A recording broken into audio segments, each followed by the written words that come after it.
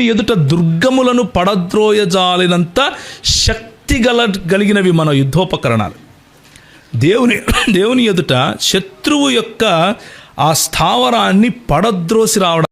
తేడా మా క్రైస్తవులకు ఇంటర్నేషనల్ స్పీకర్లకు తేడా ఏంటంటే, క్రైస్తవులు 10 మంది దొంగలు కూర్చున్నారే, నువ్వు దొంగ నేను దొంగ మనమందరం దొంగనే, ప్రభు మనల్ని కాపాడరా అనుకుంటే క్రైస్తవులు. ఈరోజు సిరియాలో జరుగుతున్నదే భారతదేశంలో జరుగుతుంది. దూరం నుండే గనక నేను పసిగట్టకపోతే ఈరోజు అమెరికాలో జరుగుతున్నదే భారతదేశంలో జరుగుతుంది. ఉద్దండ కోపంతో మిడతల వలె పరిగెట్టగలగాలి. ఎవరి కోసం? ప్రభు కోసం. అబ్బాబా మా యేసుప్రభు చాలా పరిశుద్ధుడు. ఖురాన్లో ఉండే యేసుప్రభు కన్యక్కే పుట్టాడు. అర్రే మీ దగ్గర కూడా కన్యక్కే పుట్టాడా?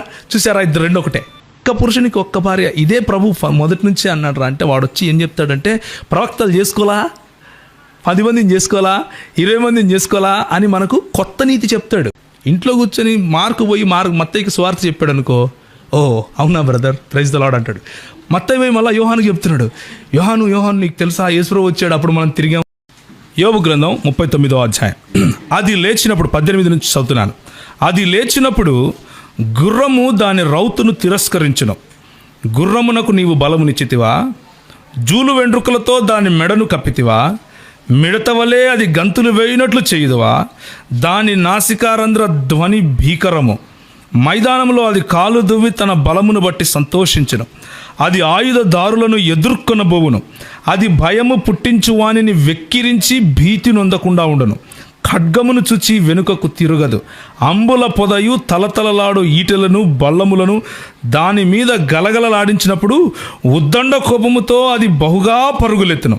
అది బాకానాదము విని ఊరకుండదు. బాకానాదము వినినప్పుడల్లా అది ఆహా ఆహా అనుకొనును. దూరము నుండి యుద్ధ వాసనను తెలుసుకొనును.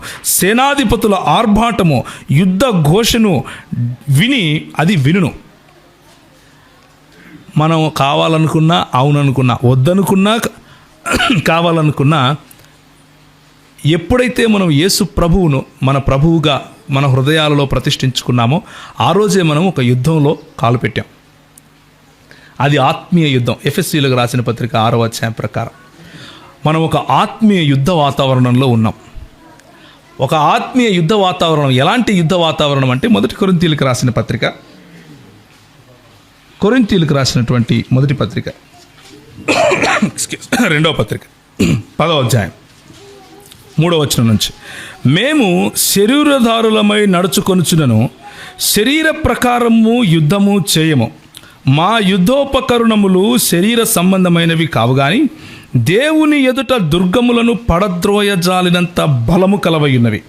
మేము వితర్కములను, దేవుని గూర్చిన జ్ఞానమును అడ్డగించు ప్రతి ఆటంకమును పడద్రోసి ప్రతి ఆలోచనను క్రీస్తుకు లోబడినట్లు చెరపట్టి మీరు సంపూర్ణ విధేయతను కనపరుచినప్పుడు సమస్తమైన అవిధేయతకు ప్రతిదండన చేయ సిద్ధపడి ఉన్నాము. 3వ అధ్యాయము 16వ వచనం, 15-16 మొదటి పేతురులో మనం చదివినప్పుడు ఏమంటే, సిద్ధపాటు గురించి ఉంది.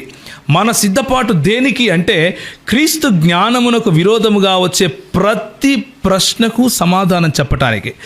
ఏంటి క్రీస్తు జ్ఞానమునకు విరోధముగా వచ్చే ప్రతి ప్రశ్న అంటే, శరీరానుసారముగా ఉండే యుద్ధము కాదు, కానీ ఆత్మీయమైనటువంటి ఒక యుద్ధము. ప్రతి ఆలోచన, క్రీస్తు జ్ఞానానికి వ్యతిరేకంగా వచ్చే ప్రతి ఆలోచనను చెరపట్టి క్రీస్తు పాదాలకు తీసుకుని రావటం. చెరపట్టి క్రీస్తు పాదాలకు తీసుకుని వచ్చేటప్పుడు అవతలోడు కొట్టు అని చూస్తుంటాడా? చూస్తూ ఉండడు. సాతాను ఎవరైతే యాక్టివ్గా వాడి యుద్ధోపకరణాలను ఉపయోగించి వాడి సమూహంలోకి దూరి దాన్ని పడగొట్టి వస్తాడు. ఏంటి? By gospel by definition is offensive. దేవుని ఎదుట దుర్గములను పడద్రోయజాలినంత శక్తి కలిగినవి మన యుద్ధోపకరణాలు. దేవుని ఎదుట శత్రువు యొక్క ఆ స్థావరాన్ని పడద్రోసి రావడాన్ని గాస్పెల్ చెప్పటం అంటారు. సువార్త చెప్పటం అంటే నువ్వు ప్రభుని నమ్ముకుంటే పెండిళ్ళు అవుతాయని చెప్పటం కాదు. సువార్త చెప్పటం అంటే ఏంటంటే, నువ్వు పాపివి అని చెప్పాలి. పాపివి అని చెప్పకుండా కళ్ళబొల్లి మాటలు చెప్పటము సువార్త అనరు. ఎందుకు అంటే, నేను పాపిని అని తెలుసుకోనంత వరకు నాకు రక్షకుడు అవసరము అన్న జ్ఞానం నాకు రాదు. అందుకనే సువార్త అన్నది నిర్వచన రీత్యా అవతలి వాడికి నొప్పి కలిగిస్తుంది. సువార్త అన్నది నిర్వచన రీత్యా అవతలి వాడికి ఇబ్బంది కలిగిస్తుంది. సువార్త అన్నది నిర్వచన రీత్యా అవతలి వాడి విశ్వాసాన్ని కూలదోస్తుంది.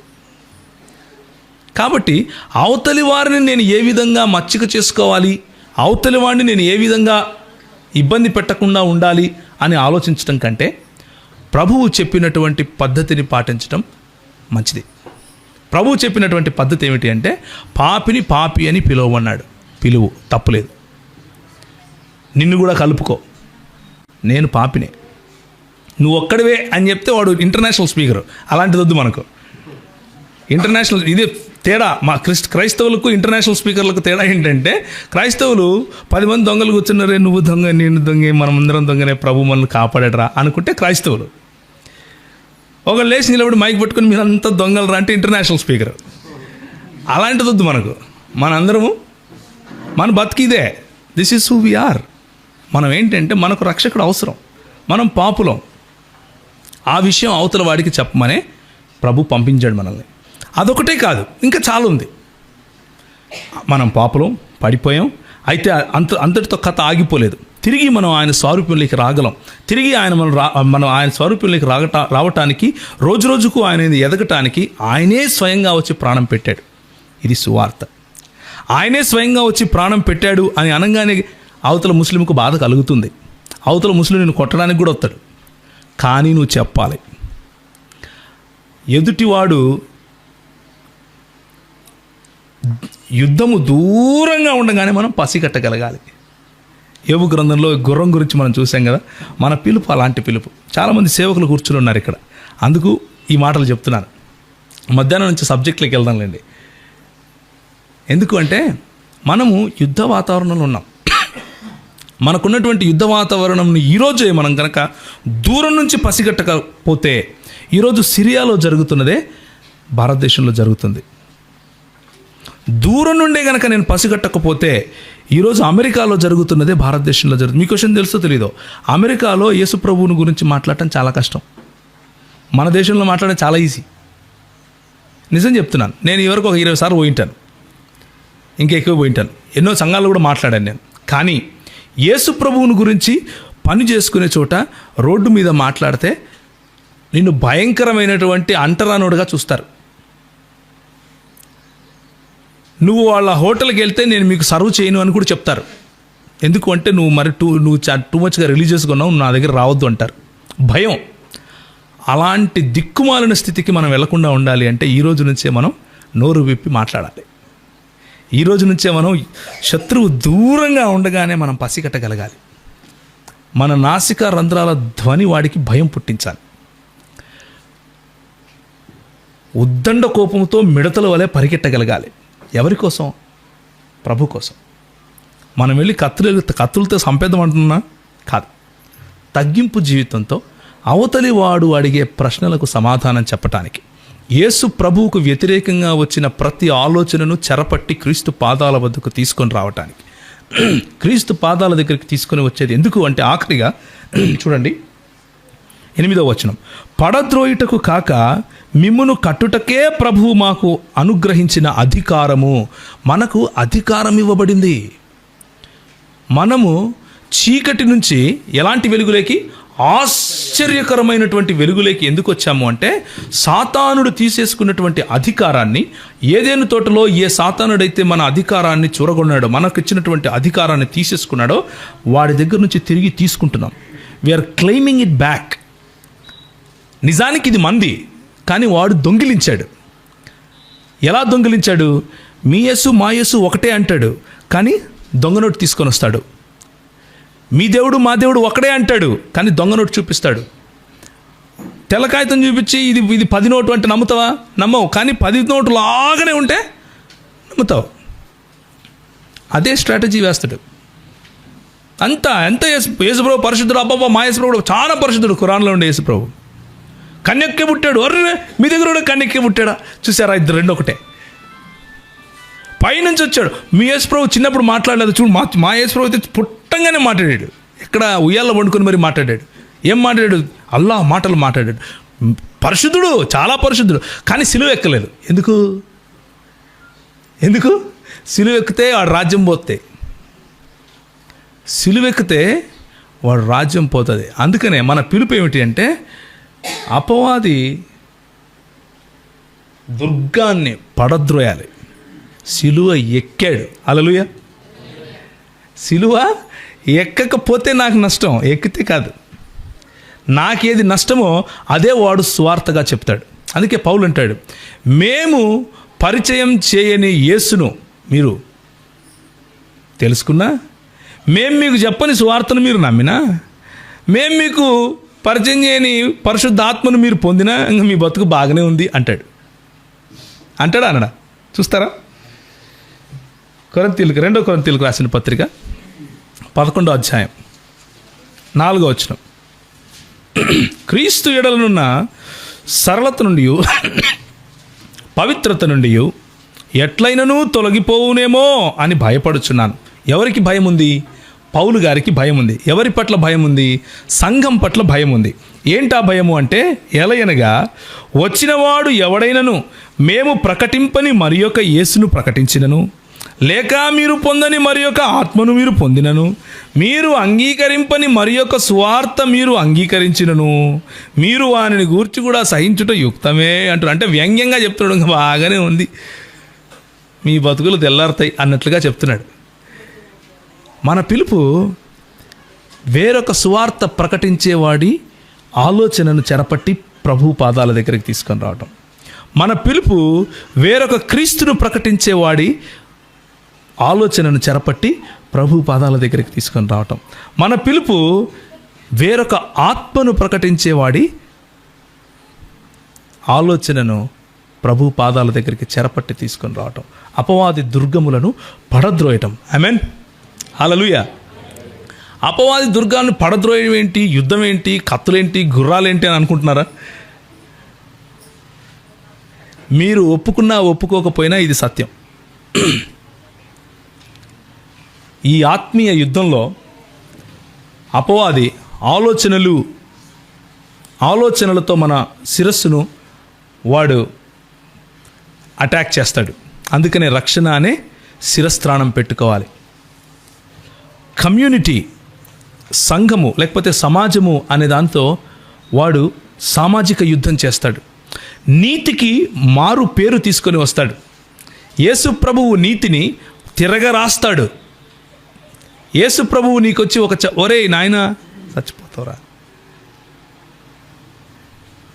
ఒక్క పురుషునికి ఒక్క భార్య, ఇదే ప్రభు మొదటి నుంచి అన్నాడు రా అంటే, వాడు వచ్చి ఏం చెప్తాడంటే, ప్రవక్తలు చేసుకోవాలా, 10 మందిని చేసుకోవాలా, 20 మందిని చేసుకోవాలా అని మనకు కొత్త నీతి చెప్తాడు. ఆ నీతి మనం చూసిందే. ప్రవక్తలను చేసుకోమని ప్రభు చెప్పలేదు అన్న విషయం వాడికి తెలియదు, మనకు తెలియదు అనుకుని మనకు చెప్తాడు. మనం జాగ్రత్తగా ఉండాలి. మనం చదివే స్క్రిప్చరే, మనం చదివే వాక్యమే, మనం ప్రకటించే వాక్యమే అందులో నుంచి వేరొక ఆత్మను పరిచయం చేస్తాడు, వేరొక క్రీస్తును పరిచయం చేస్తాడు, వేరొక సువార్త నీకు చెప్తాడు. నీకు రక్షణ కూడా అవసరం లేదు, మంచి పనులు చేస్తే చాలు, డైరెక్ట్గా వెళ్ళిపోతావు అంటాడు. ఏదో ఒకటి చేసి క్రీస్తు సరళత నుండి మనల్ని ప్రక్కకి తీసుకొని రావాలి. క్రీస్తులో సరళత ఉంది. ఏంటి ఆ సరళత చెప్పండి? సింపుల్. యేసు ప్రభు నా దేవుడు, ఆయన నా కోసం చనిపోయి తిరిగి లేచాడు అని నువ్వు నమ్మి ఆయన చెప్పిన మాట వింటే చాలు, నీ జీవితం సురక్షితంగా ఉంటుంది. పరలోకం పోతావా, నరకం పోతావా, ఆడికి పోతావా, ఈడికి పోతావా, ఆడికి పోయినా సరే ఆయన ఉన్న చాటికి పోతే చాలు నాకు, అంతేనే కదా. అదేదైతే ఉంది. మొన్న ఒక డిబేట్ చేసాం ఒక ముస్లిం వ్యక్తితో. డిబేట్ చేస్తూ ఆయనతో ఒక మాట అన్నాను, మీ అల్లా ఇచ్చే నరకం స్వర్గం ఇలాంటిదైతే అసలు అలాంటి స్వర్గమే మాకు వద్దన్నాను. అలాంటి స్వర్గం మాకు వద్దు.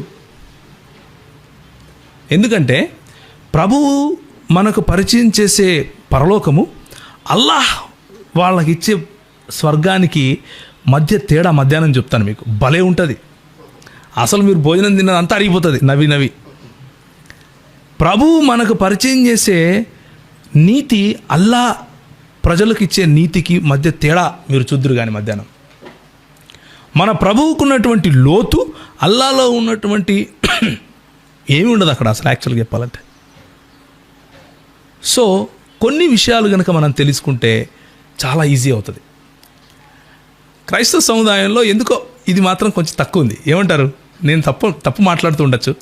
ఒకవేళ ఈ ప్రాంతంలో అలా కాదేమో. ఒకవేళ అలా కాకపోతే చాలా సంతోషం. మన పిలుపు మిడతల్లాగా గంతులేయాల్సిన పిలుపు. మన పిలుపు అశ్వాల్లాగా దూరం నుంచే యుద్ధాన్ని పసిగట్టే పిలుపు. మన నాసిక రంధ్రాల ధ్వని అవతలోడి వెన్నులో వణుకు పుట్టించాలి. యుద్ధ వాతావరణం కనిపిస్తానే ఆహా ఆహా అంటూ ముందుకెళ్ళాలి. ఎందుకు? కొట్లాడటానికి కాదు, ప్రేమ చూపించడానికి, సాత్వికం చూపించడానికి. యుద్ధ వాతావరణం లేదు అని అనుకున్నాం అనుకోండి, ఏం చూపిస్తావు? సాత్వికం నీకు నువ్వు చూపించుకుంటావా? అద్దం ముందు నిలబడుకొని నేను సాత్వికుడు అంటే అయిపోద్దా? సాత్వికము చూపించాల్సిన విపరీత పరిస్థితిలో చూపిస్తే అది సాత్వికం. ఇంట్లో కూర్చొని మత్తయికి సువార్త చెప్పాడు అనుకో, ఓ అవునా బ్రదర్, ప్రైజ్ ద లార్డ్ అంటాడు. మత్తయి పోయి మళ్ళీ యోహానుకి చెప్తున్నాడు, యోహాను నీకు తెలుసా యేసుప్రభు వచ్చాడు, అప్పుడు మనం తిరిగాం, అబ్బా అవును బ్రదర్ చేయెత్తావా వాడు దాన్ని సాత్వికం అనరు, దాన్ని నాటకాలు అంటారు. ఏమంటారు? నా ఉద్దేశంలో అయితే దాన్ని నాటకం అంటారు. మత్తయి వెళ్ళి మార్కు సువార్త చెప్పి, మార్కు వెళ్ళి మళ్ళీ యోహానుకి సువార్త చెప్పాలి, యోహాను తిరిగి వచ్చి యేసుప్రభు ఎక్కడున్నాడు ఆయనకు కూడా సువార్త చెప్దాం అనుకుని. ఎందుకండి ఇవన్నీ? మనకు సువార్త చెప్పాల్సింది ఎక్కడ? లేని చోట. లేని చోట సువార్త చెప్పినప్పుడు సాత్వికం చూపించాలి.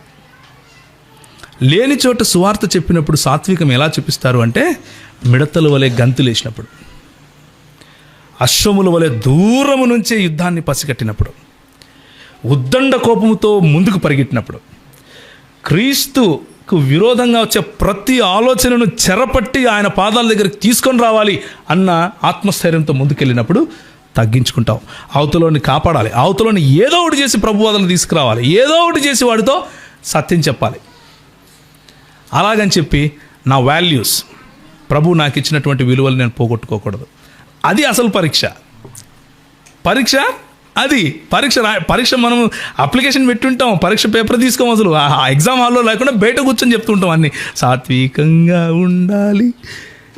పరీక్ష లేకపోతే సాత్వికంగా ఉన్నామో లేదో తెలుస్తుంది. ముందు కాల్పెట్టు. ఒక ఆయన ఉన్నాడు,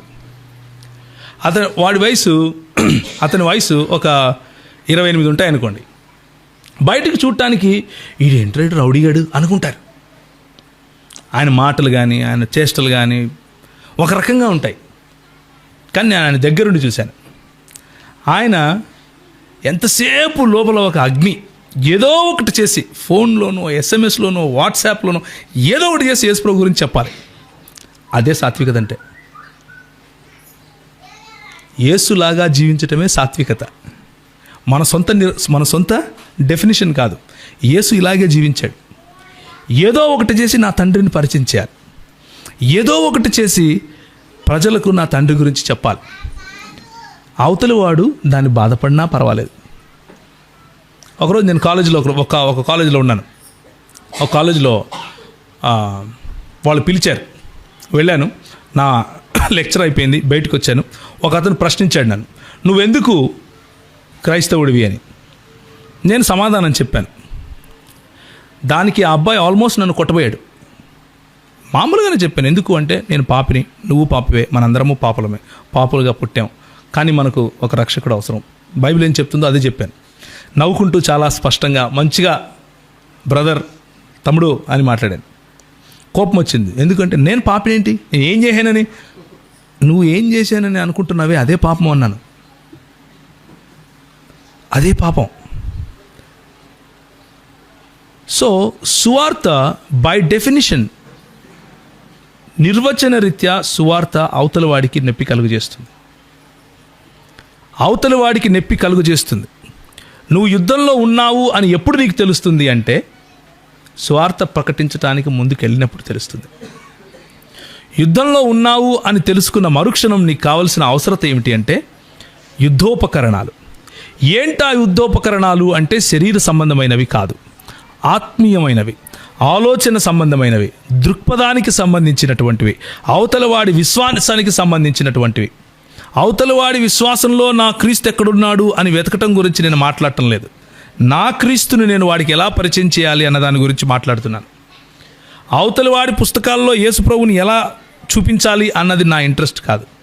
నా యేసు ప్రభువును, నా పుస్తకంలో ఉన్న యేసు ప్రభువుని నేను ఎలా పరిచయం చేయాలన్నది నా ఇంట్రెస్ట్.